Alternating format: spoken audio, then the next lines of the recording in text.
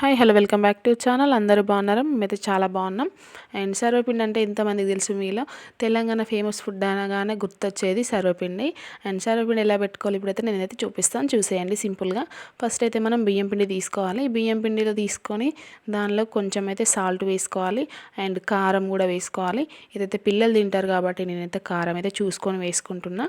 And next అయితే సన్నగా తరిగిన ఉల్లిగడ్డలు ఎక్కువ వేసుకుంటే చాలా బాగుంటుంది. నెక్స్ట్ అయితే ఎల్లిపాయ జీలకర్ర పేస్ట్ అన్నమాట. అండ్ నెక్స్ట్ కళ్యామాకు, అదేవిధంగా కొత్తిమీర కూడా వేసుకోవాలి. మనం 10 నిమిషాలు నానబెట్టుకున్న పెసరపప్పు కూడా వేసుకోవాలి. పెసరపప్పు వేసుకోవడం వల్ల టేస్ట్ అనేది చాలా బాగుంటుంది, పంటికి తగులుతుంది కదా మనం తినేటప్పుడు, చాలా బాగుంటుంది. ఇవన్నీ వేసుకున్న తర్వాత అంతా కూడా ఒకసారి అయితే కలుపుకోవాలి.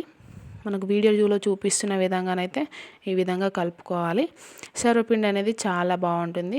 సర్వపిండి తింటూ చాయ్ తాగితే మాత్రం చాలా టేస్ట్ అనేది సూపర్ అనిపిస్తుంది. అండ్ ఇక్కడ వాటర్ అయితే కొంచెం కొంచెం యాడ్ చేసుకుంటూ మనం చపాతీ పిండి ఎలాగైతే కలుపుకుంటామో అదే విధంగా కలుపుకోవాలి. పిల్లలు కూడా చాలా ఇష్టంగా తింటారు. పిల్లలకి బయటి ఫుడ్ పెట్టే కంటే ఇలా ఈవినింగ్ వాళ్ళు స్కూల్కి వెళ్ళి వచ్చేలోపు ఇలా సర్వపిండి కానీ ఇంకేదైనా చపాతీలు కానీ చేసి పెట్టినట్లయితే ఇలాంటి ఫుడ్ పెట్టడం వల్ల బయట ఫుడ్కి తక్కువ అలవాటు పడతారన్నమాట. చూడండి, ఈ విధంగా కలుపుకోవాలి.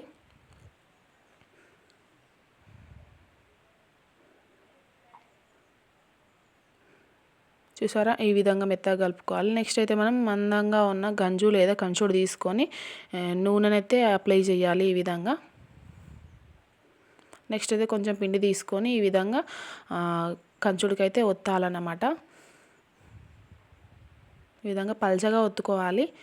ఎంత పల్చగా ఒత్తుకుంటే అంత బాగుంటుంది, ఉడుకుతుంది, తొందరగా ఉడుకుతుంది అన్నమాట. కొంచెం లావుగా పెట్టినట్లయితే ఉడకదు, పిండిలాగా ఉంటుంది.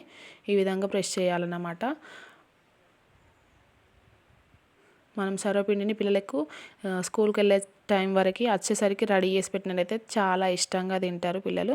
అండ్ దుకాణం ఫుడ్కి అయితే, షాప్ ఫుడ్కి అయితే దూరంగా ఉంటారన్నమాట. అప్పుడప్పుడు పెట్టిస్తే చాలా మంచిది ఇలాంటివి.